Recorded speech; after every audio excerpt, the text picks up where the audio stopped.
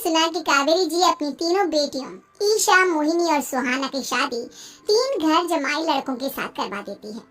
उन्हें लगता है कि ये लड़के शायद घर का कामकाज संभाल लेंगे, लेकिन उनके तीनों घर जमाई बहुत आलसी थे। वो नौकरी भी नहीं करते थे और बाहर का काम भी नहीं। कावेरी जी ने अपनी बेटियों से कहा कि वो प्रेगनेंसी का बहाना बनाकर अपने पतियों को सबक सिखाए। अब सुनिए आगे। मम्मी, आपने जैसा कहा था हमने वैसा ही किया, लेकिन देखिए ना, विवेक का हाल तो वैसा का वैसा ही है। घर में ना सुबह का नाश्ता बनता है और ना खाना। नौकरी पर जाने की बात करूं तो खाने को दौड़ते हैं मुझे।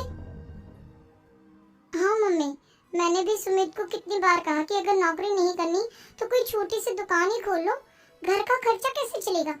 देखो दोपहर के 12 बजने आए और जनाब अभी तक सो रहे हैं। हाँ मम्मी, ईशा और सुहाना ठीक कहती हैं। अविनाश का भी यही हाल है। जब मैंने अपनी प्रेगनेंसी के बारे में कहा तो मुझसे कहने लगा, अरे दूसरी लड़कियां तो 9 महीने तक नौकरी करती है, बस डिलीवरी के टाइम छुट्टी लेती है। मोहिनी, तुम भी नौकरी करो। अब मुझे कहाँ नौकरी मिलेगी? मम्मी बताओ, अब मैं क्या करूँ? हे भगवान, क्या सोचकर घर जमाई दामाद लाई थी मैं कि मेरी बेटियां मेरे पास रहेंगी और खुश रहेंगी, लेकिन इन आलसी दामादों ने तो हमारी जिंदगी को भी प्रॉब्लम में डाल दिया है। मैं तो कहती हूँ मम्मी, हम लोग वापस अपनी जॉब पर जाना शुरू कर देते हैं। बता देते हैं इन लोगों को कि हमने प्रेगनेंसी का बहाना किया है। नहीं नहीं बेटा, ऐसी गलती भी मत करना। अगर तुमने ऐसा किया तो इन तीनों की आदत और खराब हो जाएगी। अरे आज नहीं तो कल कभी तो तुम प्रेग्नेंट होगी, तब वापस यही प्रॉब्लम आएगी, तब क्या करोगी तुम तीनों? हाँ मम्मी, आपकी बात तो बिल्कुल सही है। इन लोगों को तो सुधारना ही पड़ेगा। लेकिन कैसे? अपने बच्चों के आने की खबर सुनकर भी इन लोगों पर कोई असर नहीं हो रहा। पैसे कमाने के लिए घर से बाहर निकलना ही नहीं चाहते ये तीनों। अब मेरे दिमाग में एक प्लान आया है। तुम तीनों चिंता मत करो, उन तीनों को बुलाओ, फिर मैं बात करती हूँ। थोड़ी देर बाद कावेरी जी अपने तीनों दामादों को सामने बुलाकर अपनी बात कहना शुरू करती हैं। अविनाश, सुमित और विवेक, देखो बेटा, मैं ना तुम तीनों से बड़ा प्यार करती हूँ, इसीलिए तो तुम्हें घर जमाई बना कर रखा है मैंने। अरे मम्मी जी, सीधे सीधे कहिए ना, क्या बात है? प्यार तो हम भी आपको बहुत करते हैं। अरे मम्मी जी, आपकी इज्जत भी बहुत करते हैं। अरे भाई, आपके जैसी सास और कमाने वाली बीवी सबको मिलती है क्या? हाँ मम्मी, विवेक और सुमित ठीक कह रहे हैं। आपकी बेटी से शादी करके मेरी तो जिंदगी ही अच्छी हो गई है। जानती हूँ मैं, और ये भी जानती हूँ कि तुम तीनों अपने अपनी बीवियों से बहुत प्यार करते हो। बेटा, बात ऐसी है कि हमारे कुल गुरु ने कहा है कि प्रेग्नेंट होने के बाद मेरी तीनों बेटियां शुरू के 4 महीने हमारे गांव में जाकर रहेगी, जहां मेरे चाचा जी रहते हैं। अरे लेकिन क्यों मम्मी, गांव में जाकर रहने की क्या जरूरत है इन तीनों को? वो क्या है ना बेटा, हमारे परिवार को एक श्राप है। अगर मेरी बेटियों ने यहाँ पर बच्चा पैदा करने की कोशिश की तो उनके बच्चों को कुछ भी हो सकता है। इसलिए अब से लेकर 4 महीने पूरे होने तक इन्हें गांव वाले घर में रहना पड़ेगा। हाँ तो इसमें प्रॉब्लम क्या है मम्मी जी? हम भी वहाँ जाकर रहेंगे, पिकनिक मनाएंगे। अरे भाई दीदी जा, हम भी वहाँ। हाँ यार, आइडिया तो बहुत अच्छा है। शहर की जिंदगी में रह रहकर परेशान हो चुके हैं, अब कुछ दिन गांव में बिताएंगे। तुम लोग समझने की कोशिश क्यों नहीं करते? तुम में से कोई भी वहाँ नहीं जा सकता, और मैं यहाँ रहूंगी ना तुम तीनों के साथ। 4 महीने की तो बात है, उसके बाद ये तीनों ही लौट कर आ जाएंगी। ठीक है मम्मी जी, अब हमारे बच्चों का सवाल है तो ये तो करना ही पड़ेगा। कावेरी अपनी तीनों बेटियों को कुछ दिन के लिए घर से बाहर कहीं दूसरे शहर में रहने के लिए भेज देती है। कुछ दिनों के बाद, अरे मम्मी जी, बहुत दिन से पिज्जा नहीं खाया, मंगवाइए ना। क्या बताऊं बेटा, पहले तो बेटियां खर्चा दे देती थी क्योंकि उनकी नौकरी थी, लेकिन अब तो मेरे पास पैसे ही नहीं बचे। थोड़े बहुत पैसे हैं जो बच्चों की डिलीवरी में काम आएंगे। लेकिन मम्मी जी, आपकी बेटियों को वापस आने में तो अभी बहुत वक्त बाकी है।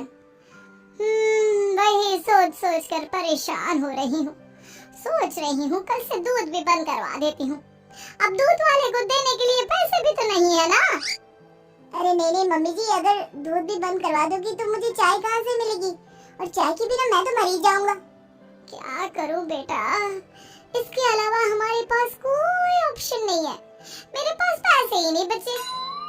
इस तरह कावेरी जी धीरे धीरे अपने तीनों दामादों को पैसे देना बंद कर देती हैं और घर में खाने पीने की चीजें लाना भी बंद कर देती हैं। अब वो तीनों बुरी तरह से परेशान होने लगे थे और इसलिए एक दिन तीनों प्लान करके घर से बाहर निकलते हैं और बाजार में जाने के बाद, यार अच्छा खाना खाए हुए कितने दिन हो गए, पता नहीं कब अच्छा खाना मिलेगा। हमारी बीवियों के जाने के बाद तो हमारी हालत भिखारियों जैसी हो गई है यार। कुछ भी हो, मुझे तो आज पिज्जा खाना ही खाना है। जेब में 1 रुपया नहीं और पिज्जा खाएगा, कहाँ से आएंगे पैसे? अरे देख वहाँ सामने बोर्ड पर क्या लिखा हुआ है, कंप्यूटर पर काम करने के लिए एक आदमी की आवश्यकता है। भाई मैं तो जा रहा हूँ, काम करूँगा और शाम तक पैसे लाकर आराम से पिज्जा खाऊंगा।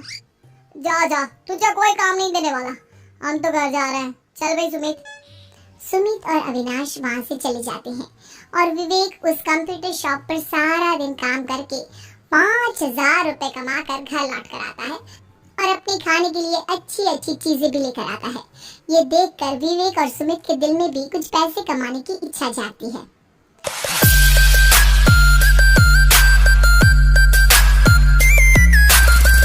अरे सुबह सुबह कहाँ चल दी है तुम?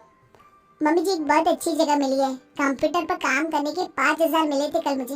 अगर रोज काम करूंगा तो पूरे 40,000 की तनख्वाह। अरे वाह, ये तो बहुत अच्छी बात है दामाद जी, आपको जाना ही चाहिए। सुमित और अविनाश विवेक को इस तरह तरक्की करते देखकर परेशान हो जाते हैं और वो दोनों भी काम की तलाश में निकल पड़ते हैं। धीरे धीरे उन दोनों को भी काम मिल जाता है। अब कावेरी के तीनों दामाद छोटी मोटी नौकरी करके अच्छा पैसा कमाने लगे थे। एक दिन कावेरी उन्हें अपने पास बुलाती है। अरे वाह, विवेक 40,000 कमा लेता है, अविनाश 60,000 और सुमित तुम भी 40,000 के आसपास कमा ही लेते हो। कुल मिलाकर तुम अच्छे खासे पैसे कमा रहे हो बेटा। हाँ मम्मी जी, बहुत मजा आता है जब महीने के एंड में मोटी रकम हाथ में आती है। पूछिए मत मम्मी जी, घर में रहकर रोटी बना कर और तो जैसा महसूस होने लगा था मुझे तो। हाँ बेटा, तुम तीनों की बात तो बिल्कुल ठीक है और जानते हो अब तुम तीनों की पत्नियां भी वापस लौट कर आने वाली है। लेकिन मम्मी जी अभी तो उन्हें गए सिर्फ 2 महीने हुए हैं, आपने तो कहा था वो 4 महीने के बाद लौट कर आएंगी। ऐसा कुछ नहीं है बेटा, मैं सिर्फ तुम तीनों को सबक सिखाना चाहती थी कि आदमी घर में बैठकर बीवी की कमाई खाता हुआ अच्छा नहीं लगता। इस दुनिया में हर इंसान को मेहनत करनी चाहिए, काम करना चाहिए, चाहे वो औरत हो या आदमी, ताकि अपने परिवार को संभाल सके। कावेरी की बात सुनकर उन तीनों को अपनी गलती का एहसास होता है और कावेरी उन्हें सच बता देती है कि ईशा, सुहाना और मोहिनी शहर में ही कहीं दूसरी जगह रह रहे थे। शाम के वक्त उन तीनों की पत्नियां लौट कर आ जाती है और कावेरी जी का परिवार एक खुशहाल परिवार की तरह रहने लगता है।